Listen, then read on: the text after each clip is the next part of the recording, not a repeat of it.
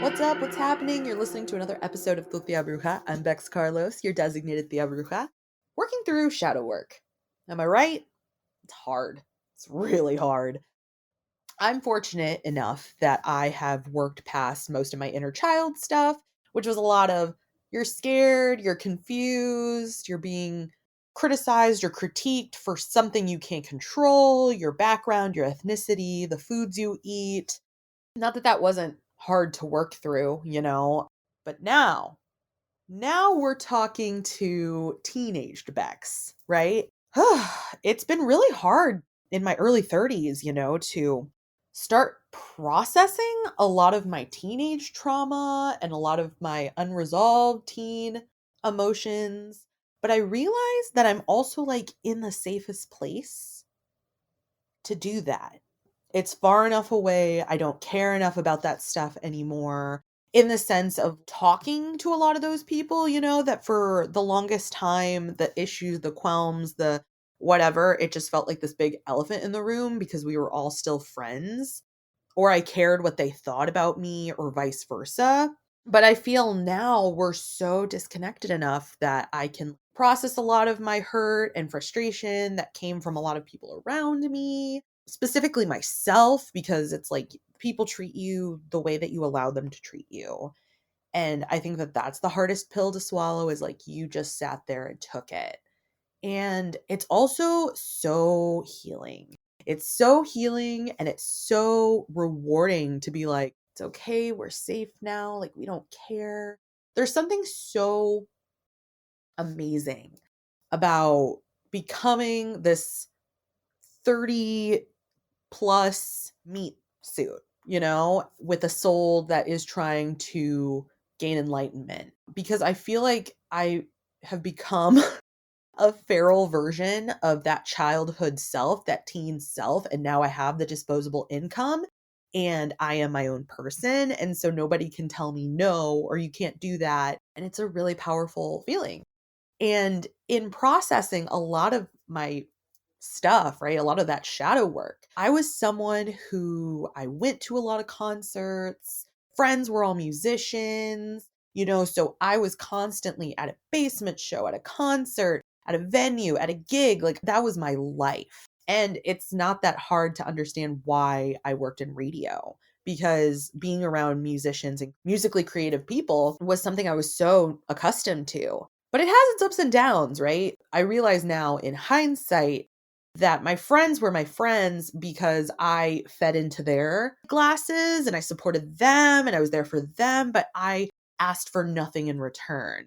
And therefore, a lot of these people did not know that they should also be filling my cup. And that hurts, that hurts a lot, but it's okay. Like, I'm letting it all go. Like, I understand that I can, like, talk about it and work through it. And it's not to say that I hate these people or even really dislike them. I just realized that they don't see me in the way that I see myself and that I want other people to see me.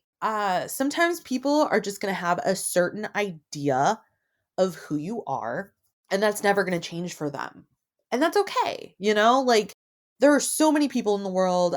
2 days ago was International Women's Day. And if you follow me on Instagram, you saw all of the people in my life who are women or identify as femme, who inspire me and make my life so much better. And very few of them, right, were people that I knew before the age of 27.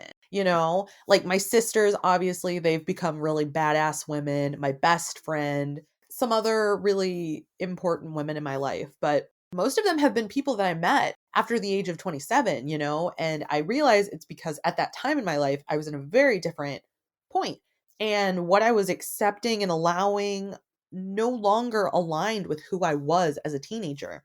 So doing that healing is so powerful. Many of you, who listen and use TikTok is honestly telling me how and who I am all of the time. And since I was someone who was into punk shows, alternative music, that kind of thing, it brought me across Furious Nay, and she creates amazing content centered around what it was like to be a teenager in the early, well, I guess technically, well, I guess mid to late early 2000s, right? It was a beautiful time. I call myself what is the skins generation, right? So people who graduated high school probably from like 2008 to like 2011. And I would say even 11 might be like pushing it a little too far, right? But we all had a very different collective experience. And the music that was coming out at that time, even like the early 2000s, like, '03 is when a lot of indie rock and garage band revival, and the rap game was also changing a lot, and there was a lot more influence, and we were kind of moving past the gangster rap era, and there's just so much happening. It really felt like a renaissance of music, and people were having a lot of conversations about like leaks because we were using all of those music streaming sites, right? This is all to say, like, Furious Nay took me back to that time. And I'm so grateful for her content because she does that in every episode. And I'm going to stop talking, get into the conversation. Being someone who existed in a lot of like rock music spaces, I didn't always feel welcomed. And maybe that's my opinion of it. But I'm so glad to have Janae, aka Furious Nay, on the show today. Thank you for being here. Hi, thank you so much for having me. Let's talk about your TikTok because that's the platform that you're really blowing up on. What was your first video to go viral, and when did creating content really start for you? I started creating content actually back in 2020, and I was just trying a bunch of different things. I was just kind of posting whatever because I knew no one was really looking at my profile, and I just wanted to do it for funsies. And so for the next 2 years, I was just kind of posting whatever. And you can kind of tell in my timeline, I'm like trying to be like a plant mom, and then I'm trying to do like jokes and stuff and skits. And then I think it was like February of this past year, I was driving home and I was listening to Paramore, and I was like going crazy in my car, just thrashing around. And I'm like thinking about like all those times with like my mom where she would just be like looking at me like, why? Who is this? Is this my child? And so when I got home from work, I was like, I'm going to do a song to Paramore and this is going to be so funny, not thinking that anyone was going to see this or care about it. And so I did Misery Business, of course, and it just took off like faster than I ever imagined. I'm just like watching it go on my phone, like, wait, what's happening? Who are all these people? And from then on, I was kind of like, I could lean into this. It seems like there's, a lot of people that enjoy this. There are a lot of people, especially people of color, who are commenting, like, I feel seen. And I was like, oh my God, I think I hit a nerve somewhere in the community. And the series was born from there. The one that really stands out in my mind is the one where it's like she's picking you up from school and then doing the guitar. It's on your bed. It's like, but also cringe. So cringe. And at first I was like, I'm a little embarrassed. But at the same time, I'm like, well, that's what being a teenager is. All of it's embarrassing. All of it's really cringe. And I don't know where that idea came from. I was like, I just want to film at a school and just go for it and see if it resonates with people. And that is a true story. I do have a friend named Brittany. She did let me borrow. I think Zune was just funnier. So I went with that. But she was the person who got me into all of the music from those early 2000s years. Like, she's the one.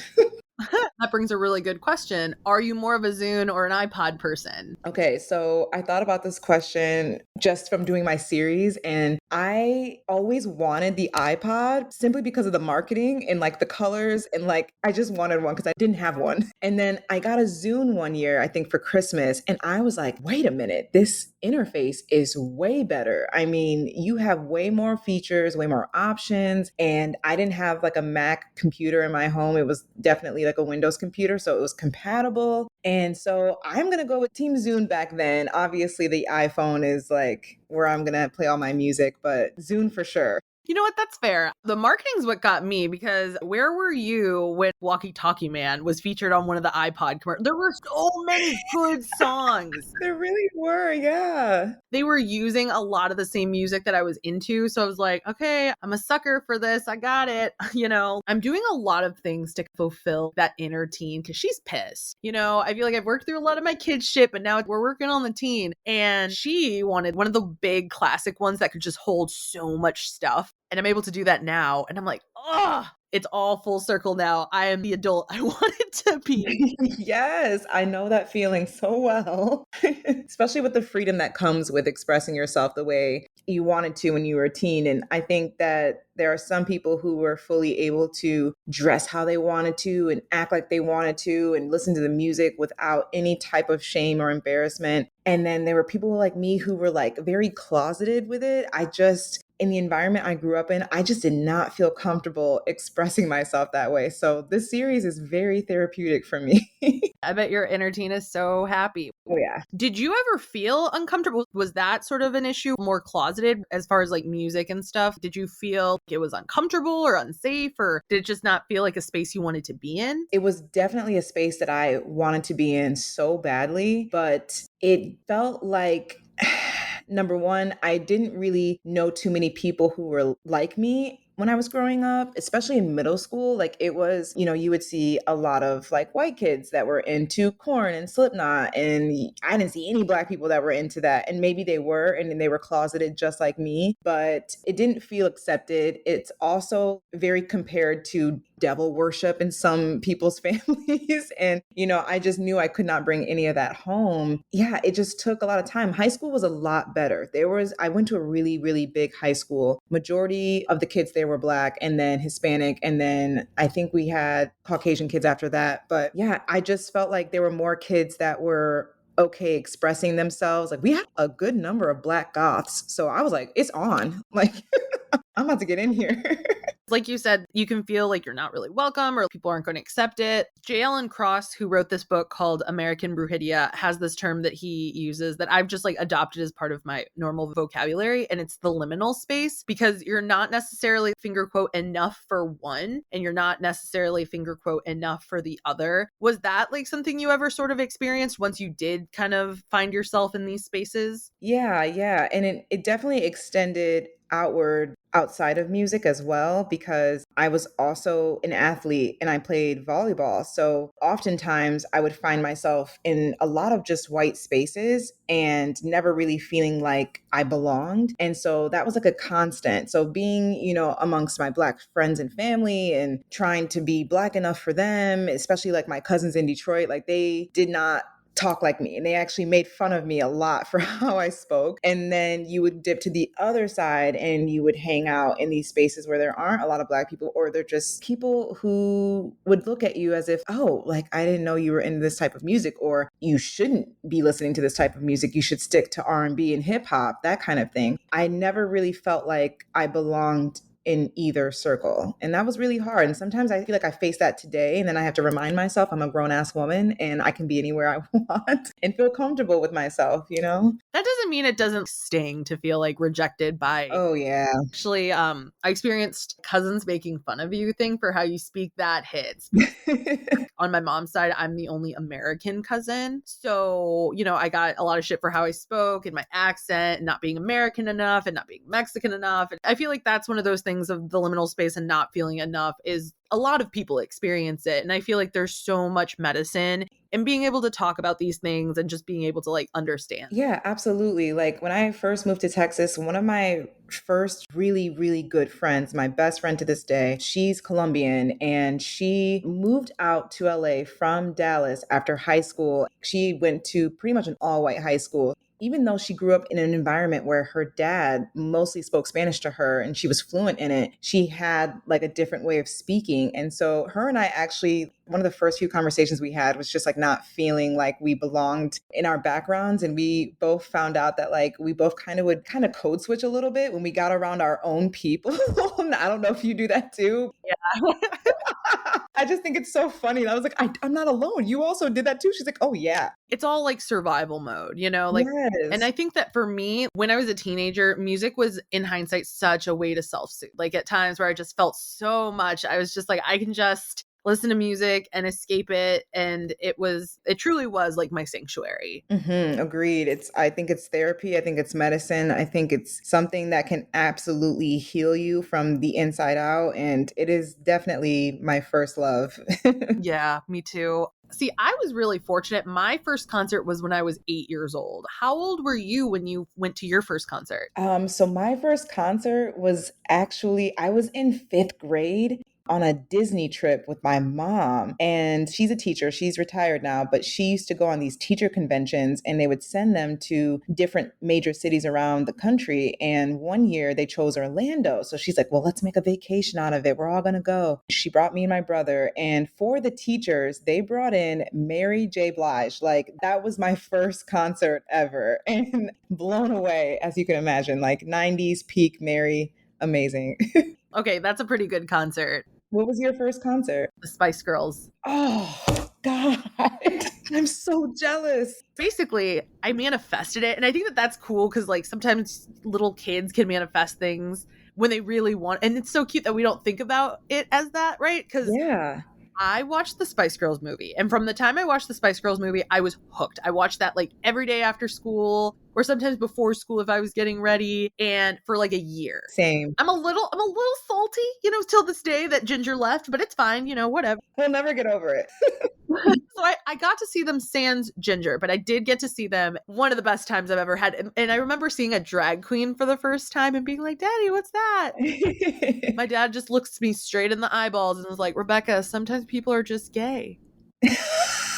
And there it is. It's as simple as that.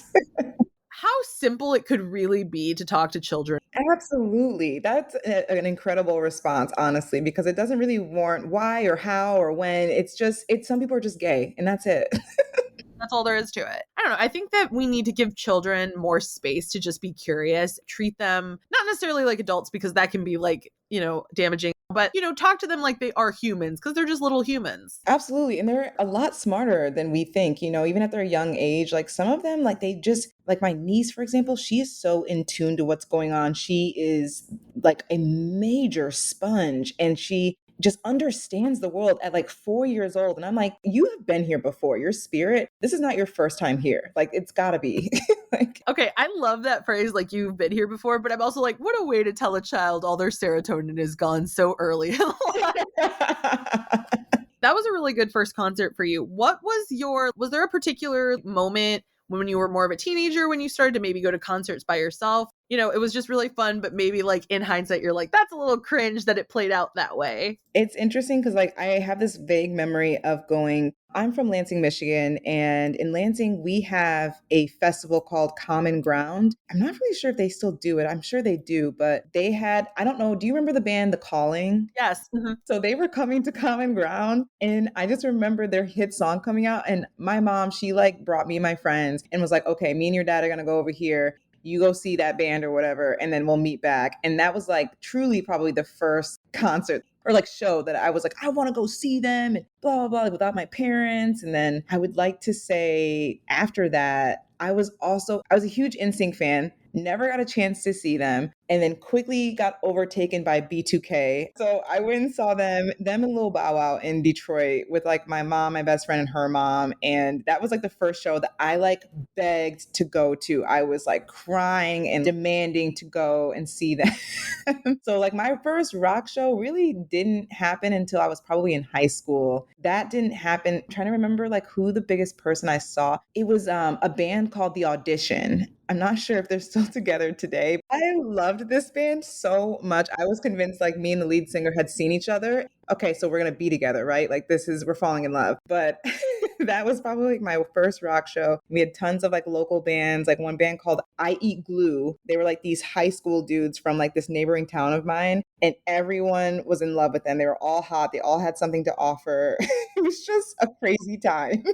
Around like 14, 15, like when I was a freshman in high school, I really started to going to shows, if not every week, at least a couple of months. I think that's why now I'm like burnt out a little bit because I'm like, oh, who haven't I seen? I'm telling you, like the comments when people are like, oh my God, we need to go to a show together and be in the mosh pit. And I'm like, I am 33. I am not doing any of that. Despite what you may see in my videos, like I have retired that life. I will go to a rock show for sure, but like I'm not in the middle of the pit. No.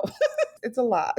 I got an elbow to the throat. I would say when I was like 25, 26, I got an elbow to the throat in the pit during a Gogol Bordello show. And after that, no more. Oh my God. It's that one time you get punched in the face or something like that. And you're like, you know what? I actually want to see the show. Especially after you turn 21, you're like, I'm here to get drunk. Like, I just want to drink my beer. I can't really go in the pit with this. I'm just going to stay in the back and like support my friends and drink. Something that I think is interesting about like people of color who like rock music or are rockeros, as it's very commonly known, we can like a variety of things, right? Like I don't feel like we exclusively listen to rock music. Absolutely. Yes. Oh my God. In my teens, like the early 2000s, yeah, like you had the indie rock scene that was like killing it. Oh, but you also had Daddy Yankee and like Don Omar. And I was just Oh, like, I'm sorry. Like y'all can hate this because it's mainstream, but I love this. I just felt like there was a very particular time in like the early 2000s where like it didn't matter what the genre was. If it was a hit, everyone loved that song. Like Green Day, like they took over my school and you had the black kids like jumping and like throwing shit, like Panic at the Disco, Fall Out Boy. Like it didn't matter what you listened to. It only became a problem, I felt like, when you were playing the stuff outside of the hits and they were like, what is this? Why are we listening to this? You know? But it's like, we shouldn't be surprised. People of color, we like everything. Like, yes, we go hard for, R&B, hip hop, whatever it is, but we like everything else too. It's not any different. And I don't know. I think that that's kind of a benefit sometimes of being in the liminal space because you can like so many things. I just felt like a lot of my friends who were just white were like, no, I don't like that. That's mainstream. That's gross. I feel like people were really trying to like impress someone when they're like, I don't listen to them. Like they're so mainstream. Like it's so lame. And I'm like, all right, well, I'm gonna go have fun. You can go ahead and be salty. That doesn't have anything to do with me. I think being able to like a little bit of everything, just if nothing else, just makes you like a more well-rounded person. Yeah. I think that like, yeah, we're all entitled to like the things that we like and not like them. But I'm very much I don't yuck someone else's yum kind of attitude. Like I would never, if this is your favorite band in the entire world and I hate them, all I'm going to offer is, yeah, I don't really listen to them. I'm not going to shit on them just because you like them. It doesn't do anything for me. So I want you to be happy. I want everyone to be happy. And also, like, sometimes the thing I really love is when somebody really loves a band and you've heard most of just like the hits or the singles, and they can be like, no, but listen to this song though. And it can really change your outlook on the band as a whole. Oh yeah, that's happened to me before quite a few times, especially through this series because I'm like revisiting a lot of bands that I liked or kind of liked and then I'll go through their like discography and I'm like, "Oh my god, I just slept on this band for so long." We were just lucky to be early 2000s. There Oh, was so much good stuff coming out. You know, the generations before us were just like MTV or the radio. We had so many different outlets to look to. Like, I don't know if you were an OC girl. Like, I don't know if that was oh something. yeah. Love that show. The music is what made it. Yes, that also brought me into a lot of like California rock, I guess if that's what the genre is, but I was like this is so chill. Like I really enjoy like all this music. And now that music was like really hard to play in front of other people. I feel like the more harder and like more darker the music is, like people are like, "Ooh, you're dangerous." Like respect. And then you play like, the Kooks or something and people are like, "What is this?" And I'm like, "No, this is great." Don't you fucking put dirt on the Kooks. Like, Don't you dare. Yeah. do you consider yourself to be like a spiritual person or a witch by any means? I would not consider myself a witch. I don't have anything against witches. I grew up in a very strong Christian household. Somewhat got destroyed in my life around middle school when we found out our pastor was stealing from the church. Surprise, surprise. And it kind of just like broke something inside of me and my belief. And it's not that I don't believe in God anymore, but it made me question everything from that moment on. And kind of forced me to decide, okay, what parts of Christianity do I still want to keep within my life? And what parts am I like, okay, that's not right. Like, let's not do that. But I would definitely say I'm spiritual, not religious, as us millennials would like to say. And I definitely believe in God and the universe interchangeably. I believe that there is a higher power within this universe and that we can speak things into existence. And yeah, I don't go to church or anything like that, but I definitely believe in something is greater than us. Yeah, I mean, I think that there's too many things that just are too perfect, too exact. Oh yeah. And I'm with you. I don't know how I feel about the whole God in the sense of Catholicism and all that, but like there's something really powerful about just digging in your family history as much as you can, because obviously for a lot of us it's difficult. There's so much we can gain. My, I guess, spiritual practice, or like brujeria or witchcraft if you want to call it, is just about getting in touch with my ancestors. My biggest thing is we have seen struggles and had tribulations and this and that. So it's like if anybody wants to help us, it's the people that came before us. Yes. And as we're healing like our generational traumas and all of these things inside of us, I feel like it makes us stronger, because we're letting go of a lot of things that aren't even ours at this point. It's like it comes from beyond us. Yeah, I couldn't agree with you more. I feel like looking to the ancestors for answers, for guidance. I mean, I still pray and I don't really try to direct the prayer to anyone specific, but I always love that phrase, the ancestors are always listening, and you should really ask for help, ask for guidance, because that's why they're there. That's why they look over us. And I totally agree with you on that one. The thing is, like, the more in touch you get with your ancestors, the more you really start to feel them around you and hear and feel them speaking to you through like other things. So the reason that I was curious if you're, spiritual or, a witch or a bruja or whatever, is because as someone who is so big on music, I wonder, are you familiar of divination by music? I actually don't really know a lot about that. Okay, so as you can do like divination with like tarot cards, like get messages that you're trying to get. So it's interesting because the term is called canticomancy, but I recently was consulting with someone I know who's like, I guess, one of my elders, and she was telling me that the term radiomancy is more commonly used, where I was wondering, well, it's like, does that specifically refer to the device in which the person is getting? And she's like, no. She's like, maybe at one point it did, but at this point, you can just refer to it as a form of doing divination by music, which comes from hoodoo traditions and a couple of other different traditions. But anyway, what you do is, and there's a couple of different ways you can do it. You can do whatever works best for you. But what I like to do is I like to just sort of ask a question out loud to myself, or just even like think it, like really focus. And then after that, I'll put in headphones and listen to music. And sometimes like when you really start to listen to the patterns of the song, and then like I think my iPod's the best for doing it, right? Because it's all on shuffle. And then I'll really start to listen to the songs. Yeah.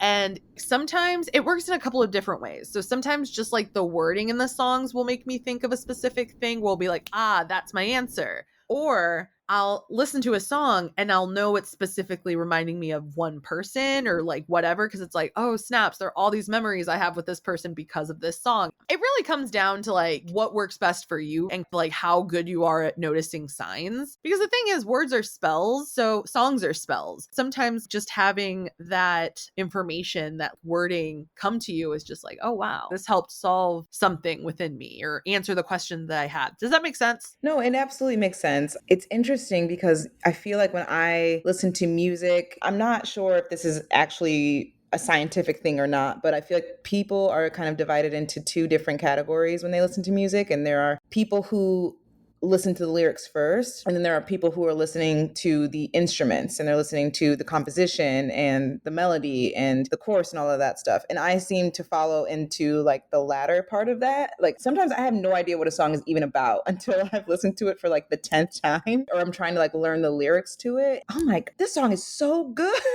because these lyrics are so deep. I find that an interesting like concept that like music is a spell. And I've never really considered that until I saw a TikTok where a guy was like, be careful what you're singing, be careful what you're playing, and that you're singing out loud because you're speaking it into existence. And I'm like, oh my God.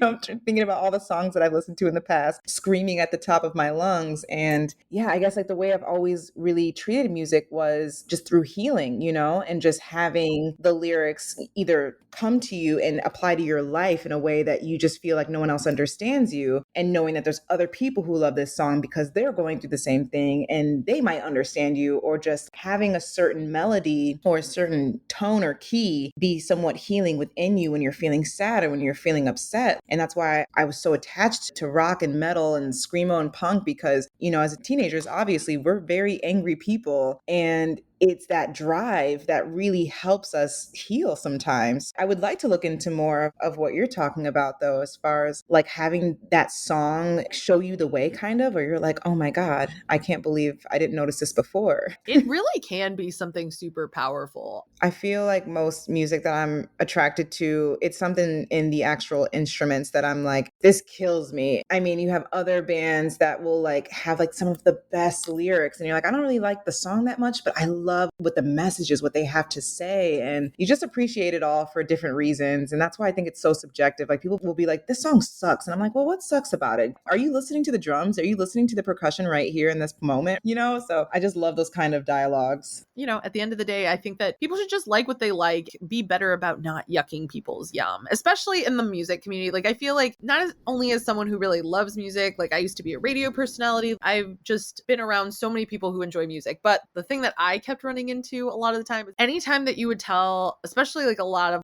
cis white dudes, that you like a band or whatever, it's like, name every album. Like, did you know that they had this single that came? And I'm like, no, I didn't, because I just like the song. Oh my God, you are preaching to the choir right now, especially with the series that I have going on. It kind of feels like a circle jerk of who can outdo who in the comments and who knows more. And have you listened to this? And well, did you know this? And I've like gotten into stupid arguments about when a song came out that I Googled just to make sure it was correct. And then have some guy come in and tell me, oh, well, it was this. And I'm like, fact check that real quick. And he apologized and then deleted his comment. But like, yeah, you always get someone who wants to like prove how much they like know more, or like, I don't know what there is to prove. I'm like, I just like the song. Like, I don't see any reason to get your panties in the bunch. Like, relax. I feel like I became that way a little bit, maybe just because I was starting to feel what was being projected at me. Because I'm an adult woman now. I'm like, I don't fucking care what you think about me liking this song.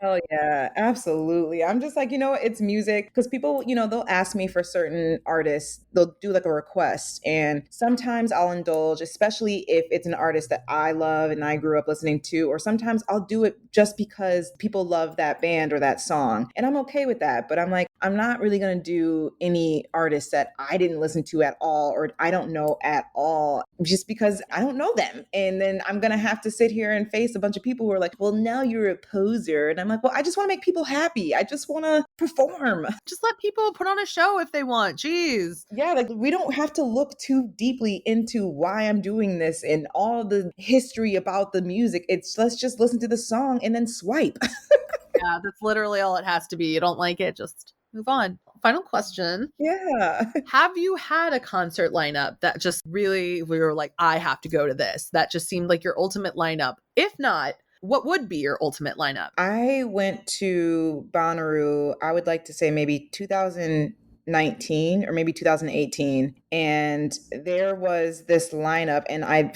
please forgive me for all of the artists that I might miss, but like I knew that Paramore, T-Pain, Sheryl Crow, Eminem, Future, and Muse was all in the same day. And I about lost my mind because I want to see all of these people like that you would have to pay a lot of money to go see individually. And I would say like Muse was probably the best freaking show I've ever seen in my life. And maybe it was just the environment that I was in, but I feel like they do something different to their speakers that other people are doing. Like you can feel it all the way in your body, like in your bones when they play. And I just felt like that was like one of the best days of my life, just seeing that lineup of different people. And of course, Paramore killed, everyone killed. It was just a fun day. But if I had like a dream lineup, I mean, if I could see Nirvana, I think that I would lose my mind, obviously with Kurt Cobain, but Nirvana would be an insane show to go to for sure. Just kind of funny because we're kind of on a similar wavelength. I had this thought earlier because I lost one of my ghost iridescent earrings. I'm like, damn, what am I going to do? So I was like, what if I just put like a guitar earring? Could I say it's the ghost of Kurt Cobain? Would that be in bad taste? Like, it's a tribute. It's a tribute to him.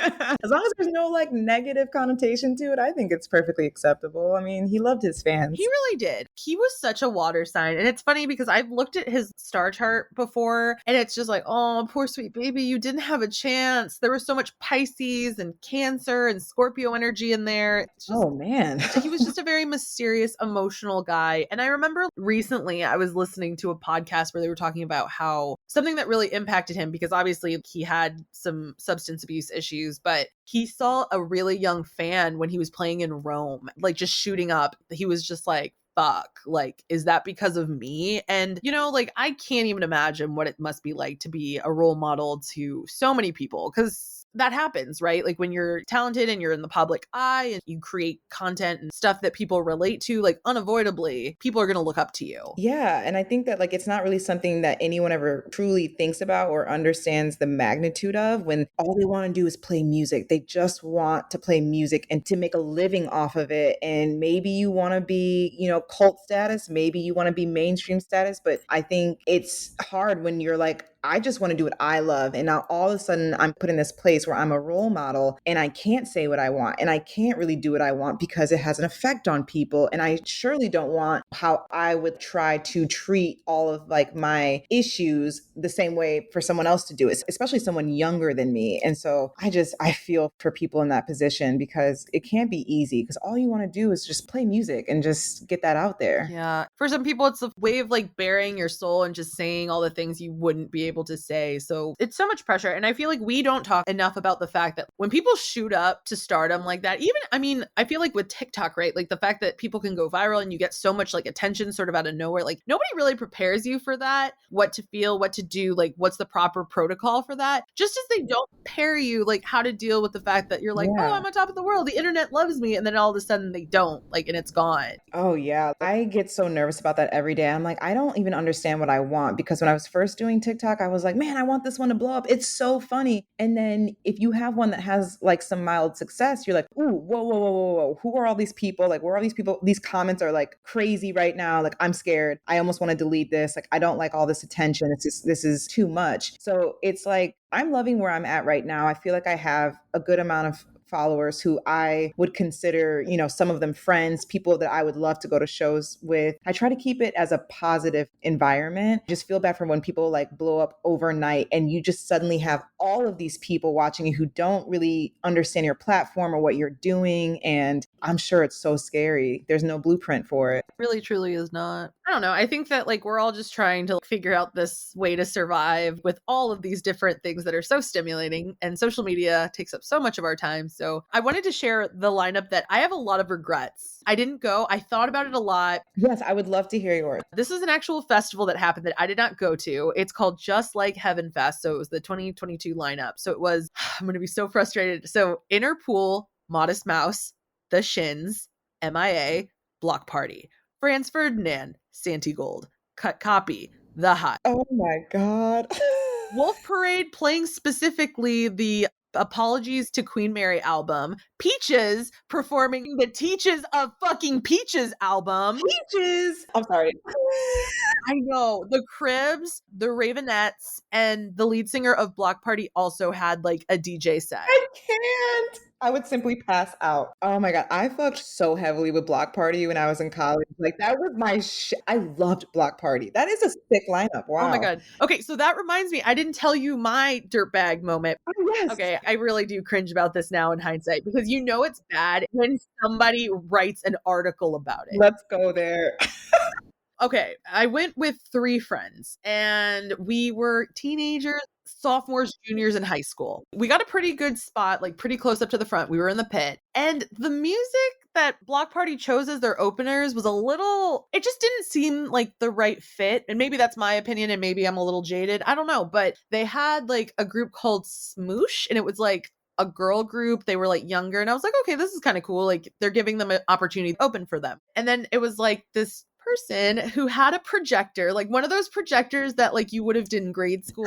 It would have like been, he had a projector, had a violin. It was an electric violin. He was like screaming in it. And like there was like, a whole like scene on this projector as he was playing his music. And we were just doing all these terrible commentary. It's like, that's not a microphone. And it wasn't Just me. It was a lot of us, but it was so bad that the Riverfront Times had a music journalist there, and they proceeded to write this whole article. The show wasn't so bad, but these fucking asshole kids. Okay. I can't remember who found it, sent it to me, and was just like, "Hey, you should probably look at this." Because I've been looking for it. It doesn't exist anymore, but I was like, oh God, like, but I just put it out there. Oh no. Yeah, that was my teenage dirtbag moment. But no, I fuck with Block Party heavy. Even to this day, they still have some like really good fucking songs. Oh my God. And it's just funny because you said that like you guys were juniors and sophomores, you said? Yeah. It's like, and it's that time you're around all your friends and it's like gang mentality. It's like your friends making fun of them and then you want to join in. And then it's kind of like just for funsies. And then you don't even realize who's around you, who's hearing you. And then unfortunately, you have an article, a whole article written about you guys. In hindsight, are y'all witches? Because they had so many songs that referred to, they have Hunting for Witches. They have the song Mercury that talks about all the things you should not do during Mercury's retrograde, which is funny. Whenever people are just like, oh, what does that mean? I'm like, listen to the song, listen to the lyrics. You're going to understand. I had to look them up just now because I was like, what was that album that came out? It was Silent Alarm in 2005 that I just played it the fuck out. But I just saw that they have a new album release. I had no idea. That's like a dream interview. If I got to interview the lead singer of Block Party, that'd be so amazing. I have a question for you, actually. So, what advice do you have for all of us? Mercury is in retrograde. Okay, well, this year we're all collectively going through it. But this year was an emerald year. So it's like if you do the work, if you actually learn the lessons that you're supposed to learn, precast, when we were just like kikiing before, we talked about how like Mercury's retrograde specifically shows you the areas in your life where the foundation is not solid. Because yeah, does technology and everything screw it up a little bit? Sure. But you should also be able to, oh, hey, I forgot to do this. Let me do this. Let me, whatever. Like before we started, I'd realized, oh crap, I don't think I sent her the link. Like, let me do that, and being able to just, as soon as you realize that something, is within your control to fix, like taking the opportunity to do it. Definitely that. Everyone gets really scared, honestly, about how they have to be very cautious. And it's like, yeah, you should be a little bit more aware. Like, definitely think, before you send that spicy text if you're feeling a certain way, because everything's a little like delayed or misconstrued. Okay. Honestly, the biggest thing, you're becoming aware of a lot of things maybe you weren't aware of. Pluto kind of deals with like the deaths and things that need to end. So you might be seeing a lot of that right now. And that one I feel like we feel the most intensely because it's the closest one to us. Other ones we feel less intensely. Like we still feel it. Okay. But it's more so, okay, this is something that maybe has been on the back burner and I know that I've been needing to change. Whereas like Mercury is a lot more, it seems a little bit more intense. It seems like it's more urgent, so to speak. Have a little bit of grace with yourselves, have patience. Don't feel like you, especially if you're someone who feels like you always have to answer people like right away. That's me. Me too. I think it's an anxiety thing. Be okay with taking yourself out of the conversation in the way of saying like, hey, I'm not really in a space right now to like give you an answer, or can I just think about it and get back to you? Creating those boundaries around like things you need to think about and stuff, that's super important too. I am of the school of thought of like, and everyone's intuition's a little bit different, but I specifically am based on like feeling. So it's like, if it feels uncomfortable to me, if it feels weird, if I don't like it, I'm like, I'm not going to do it. So maybe, if that's not something that you do, think about how does this feel to me? And then proceeding from there. I love that advice that you said to like just let things just chill for a minute before you decide to answer, because I have never regretted taking time to think things through before responding, especially to different opportunities. Like I definitely took some time to think about doing this podcast because I've never done one before. And this is like a really, great opportunity to get to know you. And I want to make sure that I present myself correctly. And after a few days, I'm like, I am so sure about this. And I'm actually really excited about this, instead of just saying, no, I'm scared, I don't want to do it, and just shutting it down. Like taking that time is, I've never regretted just waiting, really mulling it over, because we are such a reactive society. Like there has to be an answer, like that. And I love that. I love that advice. I am not above taking my own advice. And that's one of those things that took the longest for me to realize. In a lot of my social interactions, I just felt like this all would have been a lot better. Like it probably wouldn't have played out this way if I would have just been like, let's take some time to think about this. Like we are coming from a place of emotion, and that's something too, is I am very ruled by my emotions. So oh yeah. that's why, like, at this point, I'm like, listen, I also just, I don't know. I just turned 32, like, and so that means my Saturn's return is over. So it's like a lot of different habits and cycles and stuff that kept proceeding, like, on and on and on and on, have started to end. And I real talk feel like, that gif of Marge Simpson where she, like, covers her eyes and turns, she's like, it's like cringe. Yeah. That's how I feel, like, looking back at a lot of, like, things that have happened in my life. It's like, oh, that didn't have to play out that way. All of my 20s, every single year was cringe. Just let's forget about it. Move into your 30s. Listen, I just think that before your 30s, it's all like the first pancake, like, how, like, the first one always, there comes out a little burnt or just a little, like, gooey in the middle. It's like that. We're just trying to see what works. The second pancake will be better. Absolutely. Your 30s is supposed to be some of your best years, is what I've been told. And they're not wrong. The first 3 years of my 30s have been absolutely fantastic. So I'm excited for you as well. I'm having a great time. Like, 32 has been good.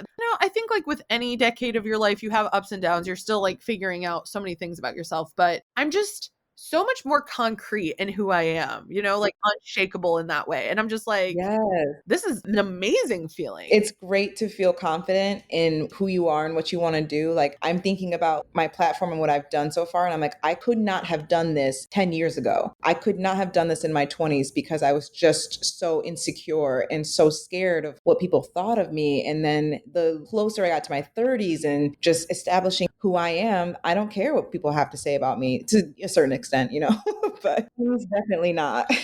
No, I'm with you. And honestly, I agree. I love this phrase that is, be who you needed when you were younger. Ooh, yes. Where would we all be if we would have had, someone who really just looked like us or thought like us or, really just made us feel seen? Like, there is such powerful medicine in being seen. Absolutely. And that's what really powered me to keep doing this series because, I did get negative comments and I'm like, wow, I feel like this could break me if I keep looking into this. But then you get these comments that are like, I wish I knew you when I was younger. I wish I had you. I wish I had me when I was younger. I wish I was looking at someone who just didn't give a fuck what music they play. Like, I also wish I had that person. So I love that you said that. The things we need in life finally come when we need them. Yeah. Listen, we're at a point, we've done the work on ourselves. So it's like, we're now putting that into the universe. Absolutely. We're only here for a short time. Like, you might as well just go for what you want because it'll be over, at some point. And you want to be able to look back and say, I went for it. I wasn't scared at all because being brave in this life it's a huge thing to be. And I don't know, I think that miracles and opportunities happen when you start to be more brave and more comfortable in who you are and the doors open up. Yeah, fortune favors the bold. Nate, this has been such, like, a powerful, like, conversation, such great medicine, I feel, for a lot of us that just felt unseen or just like we didn't necessarily feel like we should be in a space. Babes, we belong wherever the fuck we want to be, Oh yeah, I loved talking to you. I feel like we could talk all night long. I definitely want to get some more information about divination and all that stuff. Yeah, I will definitely share that with you because I'm always trying to convert more witches out here. Like, the more empowered we are, the better we can be. But for people who love what you're creating, they love everything you've said, where can I send them to support, follow, and keep up with you? At Furious Nay on TikTok and Instagram. I'm kind of on Twitter, not really. I'm more of a lurker because Twitter is scary to me. And then, if I could be so bold, I also started my Fury hero line. It's called Hell Hath No Fury Collective. It's for furious women, women who don't like to be told what to do, women who just don't give a fuck. And they're t-shirts and crew necks with curse words on them that are empowering for us women. And 5% of each sale is going to be donated to women-powered organizations and nonprofits here in Austin, Texas. And you're also supporting a local screen printing company. So if you're interested, I'm doing pre-orders at shopfuriousnay.com. You know what? And maybe we'll talk about some cool collaboration efforts for the future. I would love that, honestly. This was so much fun. She's amazing. Check out the show notes for all the different ways you can support. Like, follow her on TikTok. She has a line of clothing, Hell Hath No Fury, cool graphics with reminders and just commentary that's fucking hilarious. Her absolutely the fuck not. I don't know why I don't own that sweatshirt yet, because sometimes I really just, I stare at people and think to myself, but why though? Why are you acting like this? Why do you think it's okay to act like this? Not that we all don't have moments like that, but seriously, sometimes I cringe at the way that people act. This was a nice little blast from the past to remind us all that being a teenager is so cringe. And I don't have any children, right? But if you have a teenager in your life, you are the parent to a teenager, have more patience with them because I only can imagine what it is like to be a teenager during this time. Like it was hard in the early 2000s, mid 2000s, and we were just on the cusp of technology being the way that it is now, right? So from these live journal, Facebook, MySpace kids, like I can't even imagine what TikTok and all of these other platforms do to you, to your brain, the importance that it puts on your life. So let's have patience with them, right? And I want to reiterate, because we talked about it in the episode, using music as a form of divination. And there's no specific rules for how to do this, right? I would just suggest that if you are trying to get an answer, to go in with full intention, like you want to know the answer and just asking it, either taking an iPod and putting it on shuffle, or if you have like a car with multiple CDs, like just letting it spin around and just pick one at random, right? Or if you have one of those little pouches with all your CDs, close your eyes and pick through it and then just pick one, like there's so many ways. The radio, canticomancy, radiomancy, whatever you want to call it, there are so many ways to do it. And that's the thing that I think a lot of us who practice magic are waiting for someone to tell us how to do it, right? Like, how do you do this? How do you do this? And there's no, I can figure it out if I just try. You're the witch. You make up the rules. Yes, we should get inspiration from people that we admire and that we respect. But if you're not doing the work to figure it out on your own, myself included, we don't have all the answers. And the thing is, what's best is whatever works for you. So, thank you again for listening to this episode. I know there's so many people out there who enjoy music and got so much out of this.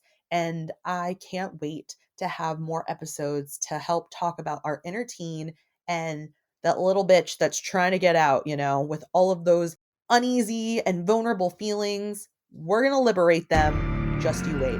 Have a good one, y'all.